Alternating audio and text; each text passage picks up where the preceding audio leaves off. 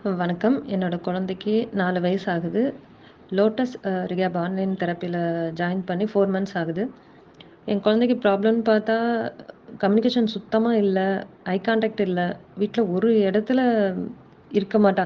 எப்பவும் நின்னுட்டே இருப்பான், இல்ல மூவிங்ல நடந்துட்டே இருப்பான்.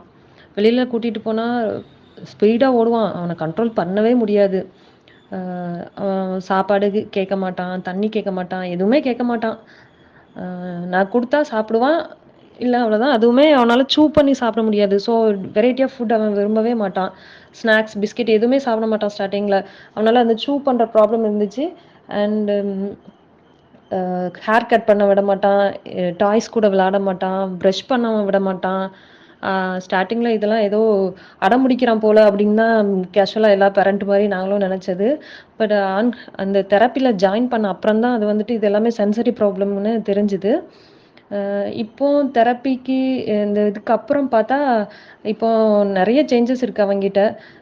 அவனோட ஃபுட் என்னன்னு மென்ஷன் பண்ணி கேட்டு வாங்கி சாப்பிடுறான். ஸ்நாக்ஸ் நேம் மென்ஷன் பண்ணி கேட்குறான். அ வெளியில போனா என்னோட கை பிடிச்சு என் கூடவே நடந்து வர்றான்.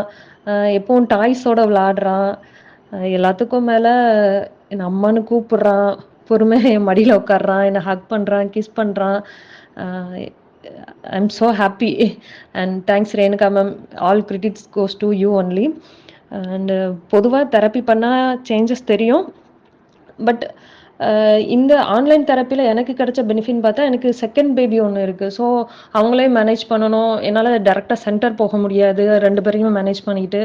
ஸோ ஆன்லைன் தெரப்பிங்கிறதுனால, என்னோட செகண்ட் பேபி தூங்குற டைம்ல தான் என்ன செஷன் மேம் எனக்கு டைம் அலாட் பண்ணி குடுத்துருக்காங்க.